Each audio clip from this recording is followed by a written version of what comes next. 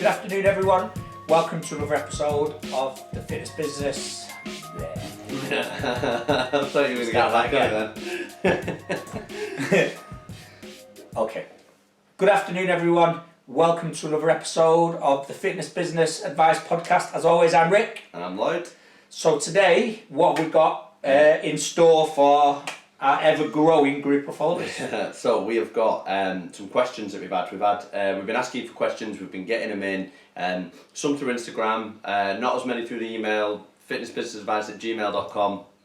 If you've got anything you want to hit us up with personally, but if not, hit us on Instagram as always. So we've had some good ones through. We've actually had some good questions about asking for essentially a bit more information about some of the stuff we've already talked about, which we're always happy to do. So message if you get it, if you think that as well. But we've also had some good little twists on it. So a girl that I know, she messaged me saying that she was about to finish a PT course. I know her because she was a client of a PT friend of mine who we used to work with, and she was a long-term client. She got some great results. She was really nice. So we talked a bit, you know, we have each other on social media and whatnot. She messaged me saying that she'd been following the podcast and that she had a question about essentially a couple of things she wrote about starting a business. So a couple of them came from her, and the first one that she mentioned was the one that we mentioned on the first episode. Is we mentioned having a variety of products and having more than one product, not just being PT. Yep. And there's one more specific about it, but just whilst we're on that, we talk about that stuff a lot, but we talk about that as an industry, okay? Ben Coomer mentioned it when he was talking to us last week, and there's nothing wrong with being a great PT and earning good money from doing something you love. We talk about that as something in the industry that people need to be more aware of. It doesn't need to be more than one product. Especially when you're starting out, if you're just going into PT, if you've just started, my advice would be to pick one and get really fucking good at it. Whether that's PT, whether that's group, whether it's classes, whatever it may be, pick one, get really good at it. Generally, my advice for anybody would be to be good at anything face-to-face before you go online. If you're just starting out as a coach and you start online training, you're going to struggle because you need to know how to interact with people.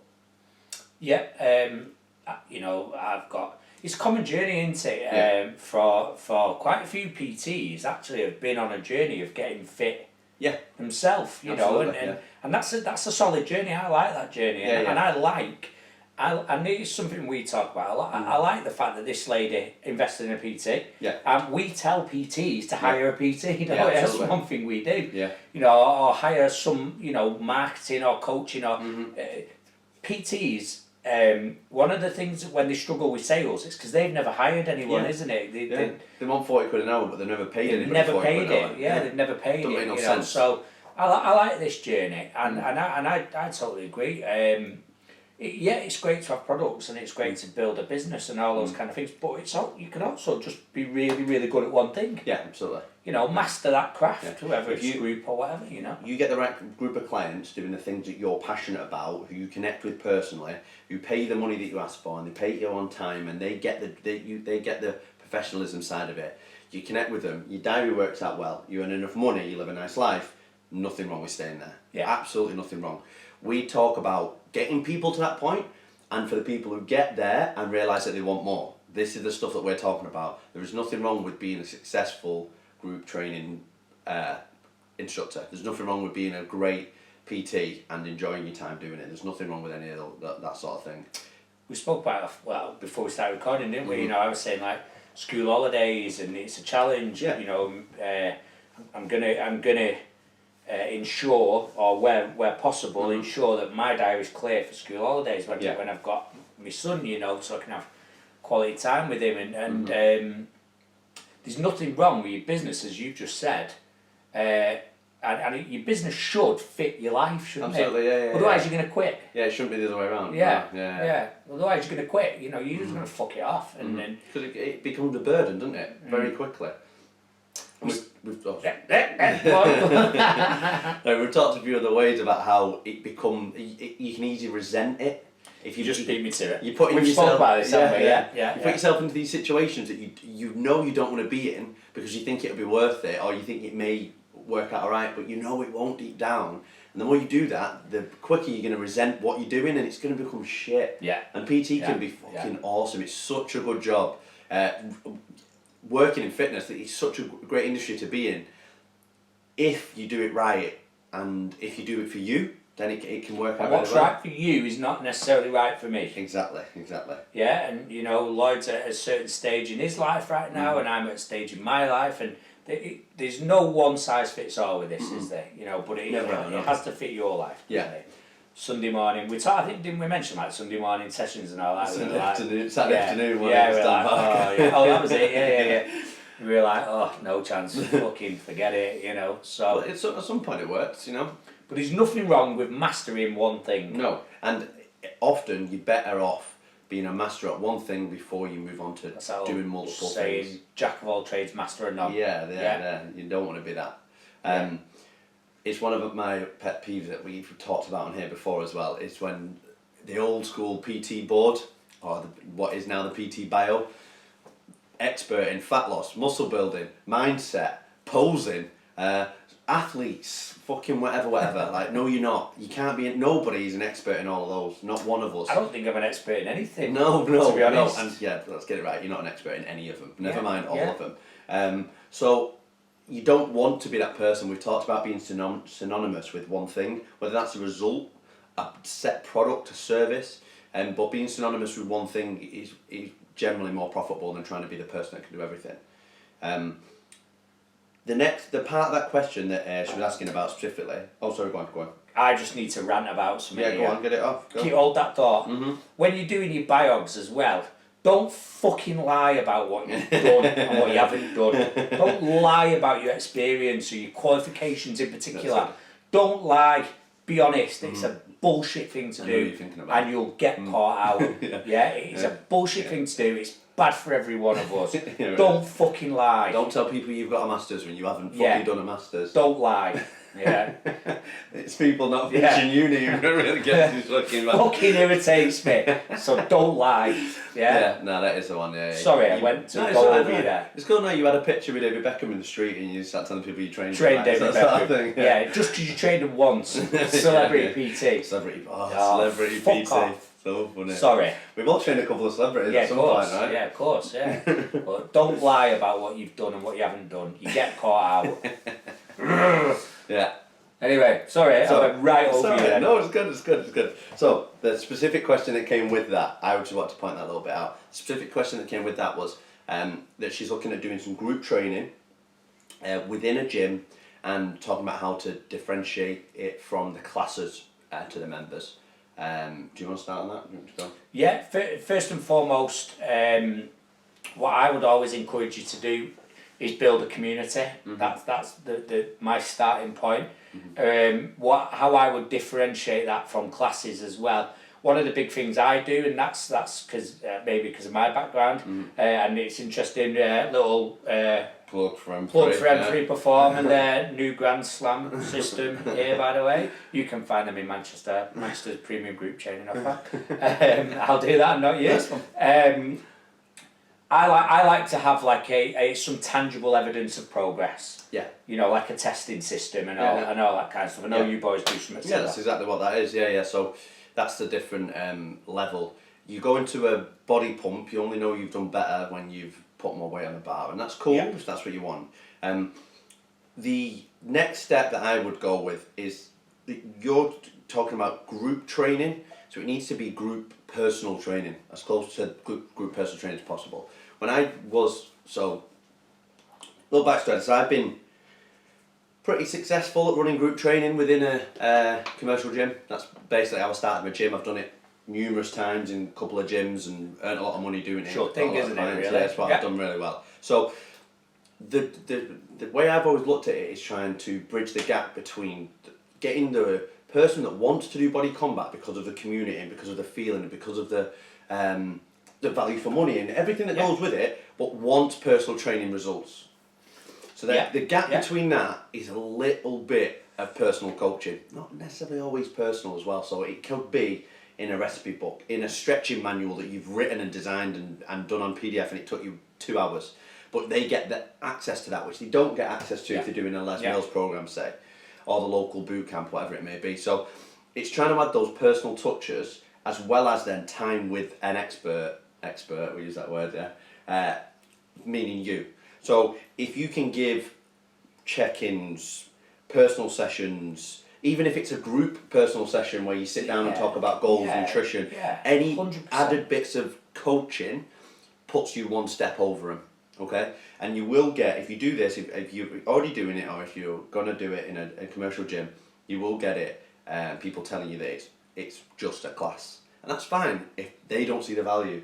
Mainly other PTs, when they get annoyed about, what they were getting annoyed about was that I was training loads of girls and they weren't, essentially. Oh, God. But It's bridging the gap, bridging that gap and making it fit the person that you want it to fit, not trying to accommodate everything into it. Just because it's group training, it doesn't need to be in a studio and it doesn't need to be aerobics. Just because it's group training and you want to make it a bit personal, they don't need to have weekly check-ins. There is a middle ground which you are happy with and that the client wants.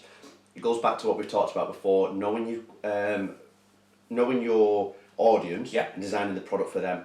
Any bits of personal touch you can add and make it as less personal as possible for you, the better. Yes, it's scalable. There's one of the key philosophies, isn't it? Key things.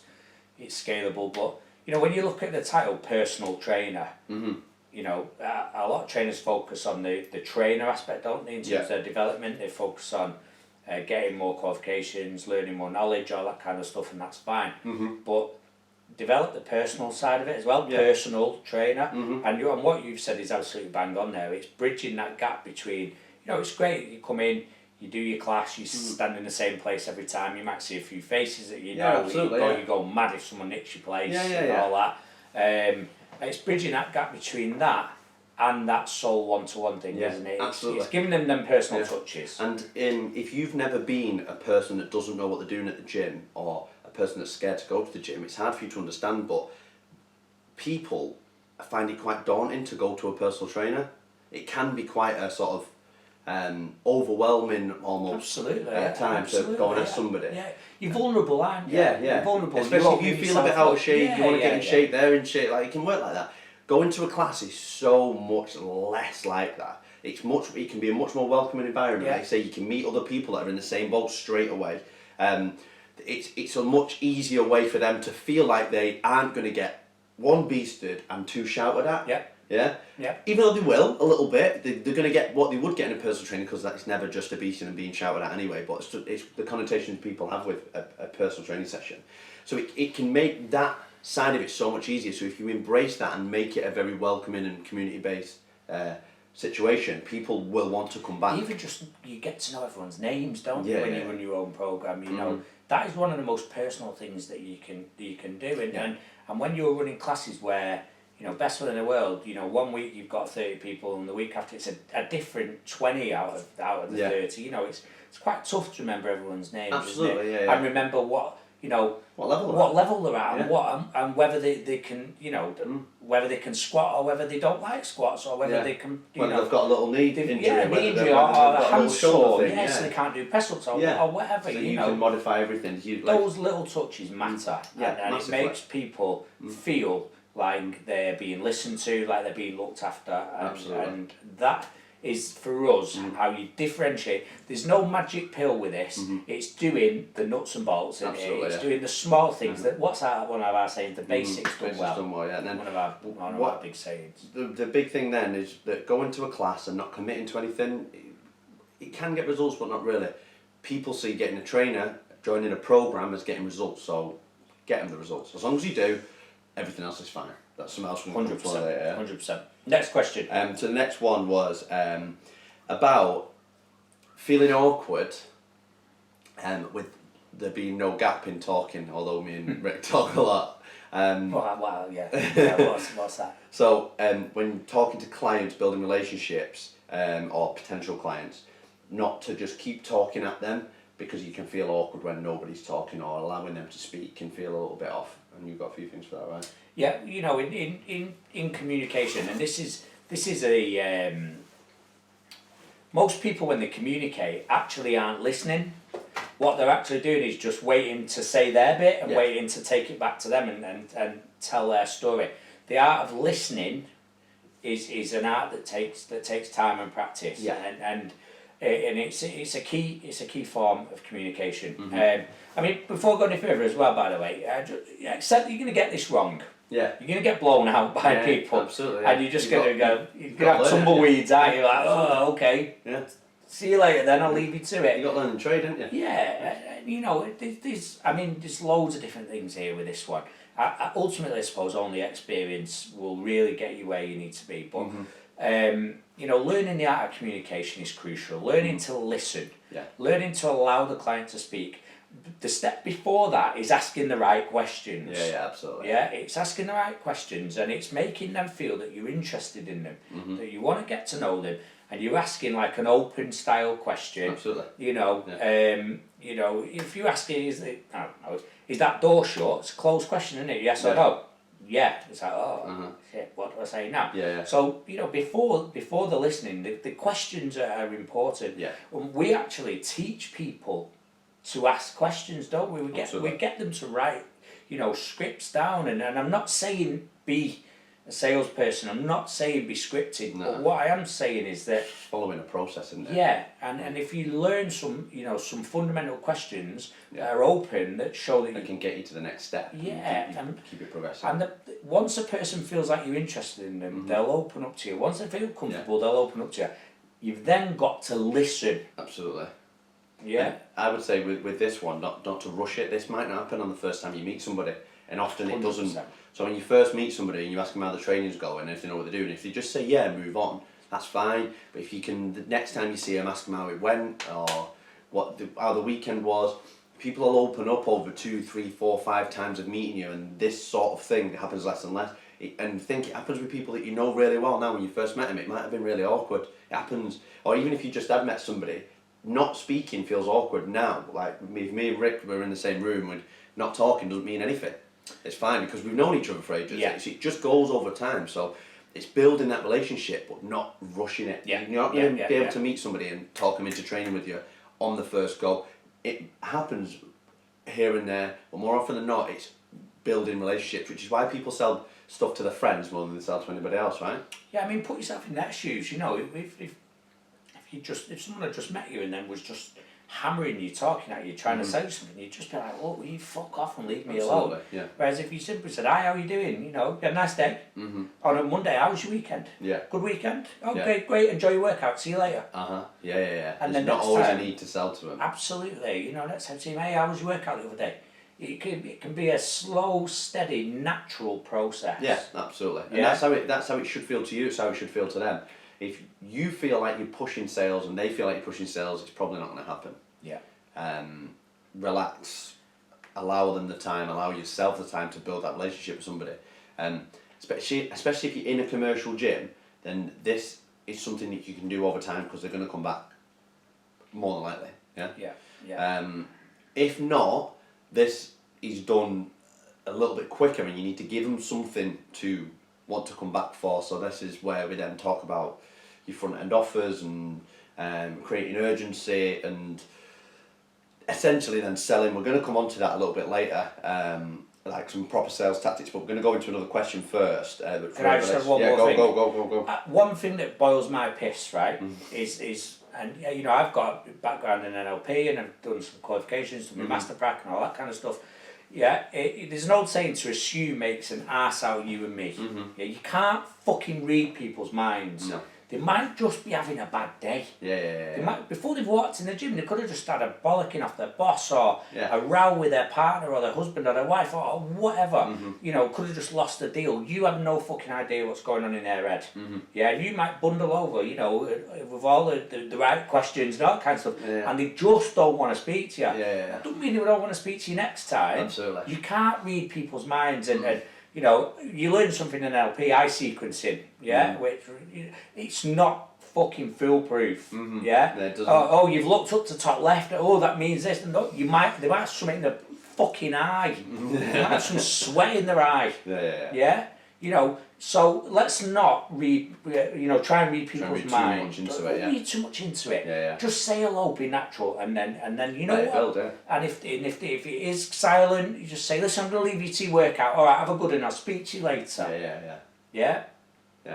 It's about having a positive interaction every time. If anybody leaves a conversation with you and goes, don't want to talk to them again, then they'll less like sell from you, buy from you, and that's whether you try and sell to them once or you try and sell to them over the 5, 6, 7, 8 times of meeting them. Yeah, that's bad. If any of those end up with, I don't like that guy, then it's not good. Personal training. Yeah, that's it. It's building that personal side, and that's what we're going to talk about next. It's about improving relationships with clients. So the example used was that so that they're happier in the session and happier to come back to the session. Do you want to go on that? I got something for it. Yeah, make it fun. Yeah. Remember that just because you like kettlebells don't mean they like kettlebells. Yeah. Just because you like sports science don't mean they want to be bored to death. Yeah. I had a saying, I'm not going to say who it was from because I'm not fucking mentioning his name on this podcast, but one of our peers calls it adult PE. Yeah. It's just adult PE. Mm-hmm. Make it fun, make it enjoyable, make the experience enjoyable. Yeah, the way I always describe that to coaches is it's balancing what they want and what they need. Just because you very good. Love them. Check me out. Yeah, check you out. So just because you love powerlifting, they might not need it. They might need it, but they might not want it. They might need to get stronger, but they might not want to right now. So there's other ways to go about everything. If you're a coach worth anything, you know 10 different ways to get stronger legs. You don't need to squat. You don't need to leg press. You don't need to deadlift. You don't need to do any of those. Mm-hmm. It's one of my things that people always say, and if any people that aren't coaches ask me this, I always ask them why. So it happened in the barbershop. My barbershop's always like this. It's the best barbershop in town. But people are always like asking questions, and they always run to me like, running's the best for fat loss, isn't it? Yeah. I just go, is it? Yeah. Tell me, is it? Well, it is, isn't it? Why? Well, yeah, my mate. Well, it worked for him because he likes it. If you don't like it, you're not gonna fucking do it. I hate back squatting. You can tell from my legs, but you can also tell from how I'm talking about it right now. I fucking hate it. Yeah. It bores me. I don't like it. It feels horrible. I've done a program before where I back squat every single day, 5 days a week. I back squat. I did it. It was shit. Did I put 100% in? No, because I hated it. I put in 95%. If it was a deadlift instead, would I have put 100%? Yeah, probably. So could I have got more from doing it? That's not saying that you should never always do that. I'm just saying that balancing what people want is as important as balancing what they need. Just because they need to drop calories, and it doesn't mean they want to do it by eating chicken and broccoli. We all know that. This is something that all of us talk about all the time, but fail to let it spread across the entire session and the entire programming. My other thing with that is, if you are targeting the right people, you should attract people that are like you. If you're putting yourself out there in the right way, when you meet people, you're advertising, your social media, then you'll get the right people. Look at me. Nobody comes to me for powerlifting training. Right? It's not what I do. Don't come to me for haircuts either. No. So. It's not what I'm into. And if you're not watching it, because I'm dead skinny, right, and I can't squat and bench loads of weight, right, but you know what? That's not what I do. So nobody comes to me for that because I don't put that out there. So I don't ever meet somebody who wants that. People who come to train me generally like the things that I put out, and what I put out is the things that I like. So it's about finding the people who you connect with by being yourself, again, when we're talking to people and when you are putting yourself out there on social media. And that goes back to the expert thing on the bio board as well. Now that doesn't I won't start him off. I might start him off about must be over a year ago now, when we'd done a seminar in Reading for Roddy and Louis and all, and Lana and Rhiannon and all the guys, didn't we? And it'd been we'd gone to Reading night before, it was a long day, and anyway, that guy was the boxing expert. He was giving it out to Lloyd about what boxers shouldn't do, and Lloyd said to him, how many fights have you had? And he was like, none. You were going to kill him, really. I wasn't. I just told him that I could beat him up because I know how to box and he doesn't. But the moral's the same, isn't it? You know. Yeah, no, the moral's the same. It's about That was the end of that. Sorry about that, but that was not the one, was it? After a long day's seminar. What was he saying? Oh, we were talking basically about saying somebody Fury. was shit. Tyson Fury was shit. That's what he said. One of them was shit. Something was ridiculous. Joshua maybe. Yeah. Whatever. You don't know what you're talking about. Yeah, anyway, but the premise is the same. The premise is the same. You know, if you're doing your marketing right about things you're passionate about, you'll deliver the product to the right person. Yeah. And it's something we talk about with this. I mentioned before, just about the social media. Is that people often get caught up, and we've talked about this not so long ago with a couple of guys on a coaching call, that people often get caught up in not either scared about putting things out on social media, or change what they would put out, what they feel, what they're happy with, because they're worried about what other coaches are asked about. The peers I've been there, yeah. And in my younger days, yeah. I've done it. We've all done it, but they're not paying your bills. They're not doing nothing like that. You trying to impress people with your, I don't know, anatomy knowledge when you're trying to coach overweight people how to lose fat them two things don't often go in the same thing. Yeah, they don't care, do they? So it's about putting yourself out there and being yourself, and people will connect with you as a person. Personal trainer. Back to it. So we always say the example is people like themselves. Yeah. Rick taught me that one. I like that a lot. People like themselves. I won't train with somebody that I don't like because they've got a good program. You train with somebody that you like. Yeah. If you put yourself out there, they'll connect with you. Yeah. And that, I suppose, that answers the question, doesn't it? Of about making the session. How do I make it more enjoyable, etc., etc. If all those things are right, you will have things in common. Yeah. People.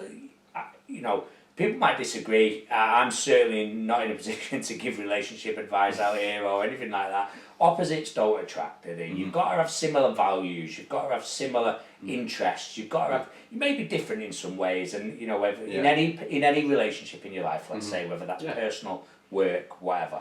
But if you fundamentally are miles away from each other, it's not going to be enjoyable. It's going to lead to conflict, isn't it? So another one that comes up with that, relationships with clients. No banging your clients. Yeah. Don't do the person who sent this in, that's not for you. That's for some other people that might be on that road, okay with it. It never fucking works out well. It never ends well. It never ends shit for your business, and it's always bad person as well. Yeah. Let's move on. Moving on, Brad Pitt. Yeah. So, how many more have we got? Two more questions. Yeah. We're getting on. Well, the last one's real quick. So this person messaged in and asked about what we think about hard sales tactics, but then went on to use the examples of handing out leaflets, standing at the front of the gym, and offering free fitness assessments. And I just wanted to say quickly, those are not hard sales tactics. They are just sales tactics. That's just selling. Yeah. That's just opening the door. You have to be approachable for people to then want to speak to you, ask you questions, want to work with you. And that's just you saying, hi, I'm approachable, as long as you're doing it that way, obviously. And I'm here to you if you want a bit of this. Just be yourself. Just be yourself. Hard sales tactics are more coercive language, lying about the finances, all that kind of stuff. Yeah. And you can feel small print, let's say. Small print. So that's what I would call hard sales tactics, and people do use it in PT, and it never ends well, because, again, PT... As a coach, PT group, online, whatever, there's no longevity if either you don't get on or the product is shit or not what it said. So people have to keep disconnect. It's recurring income. Yeah.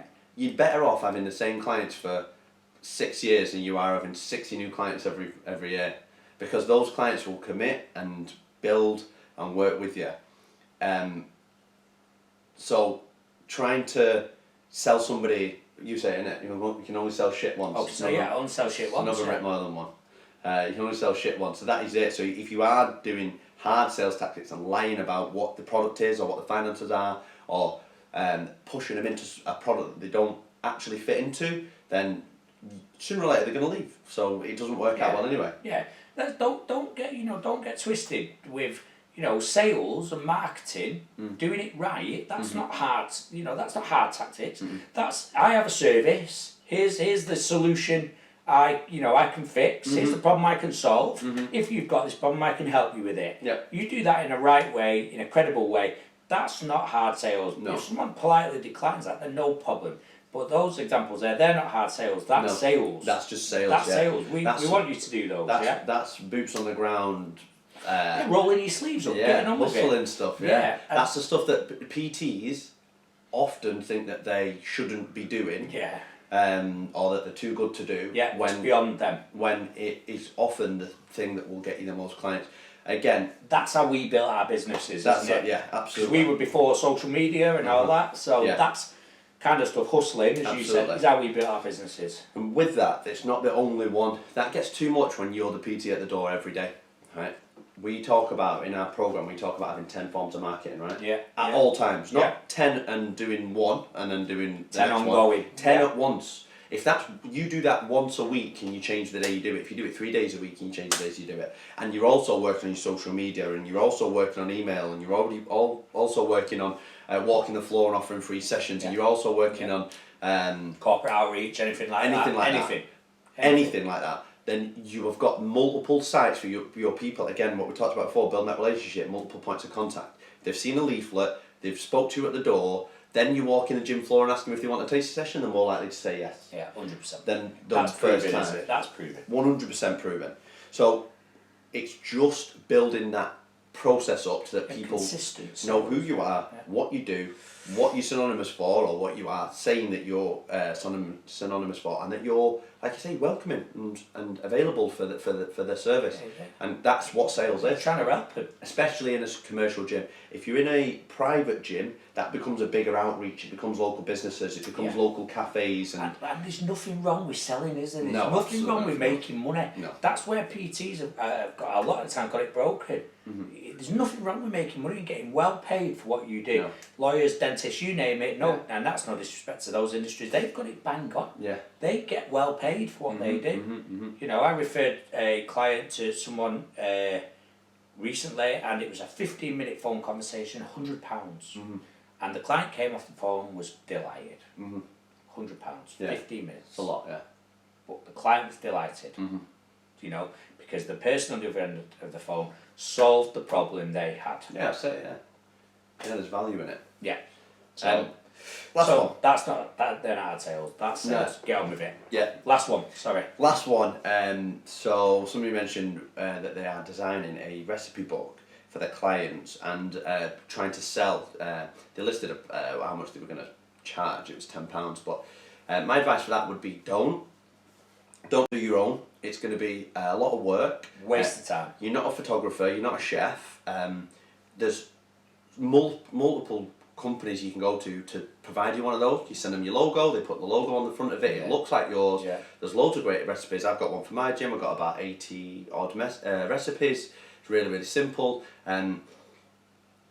This is one of the things that you need to outsource, as you are not an expert in that. If you are a photographer and a chef and a PT, then go for it, and you've got the time.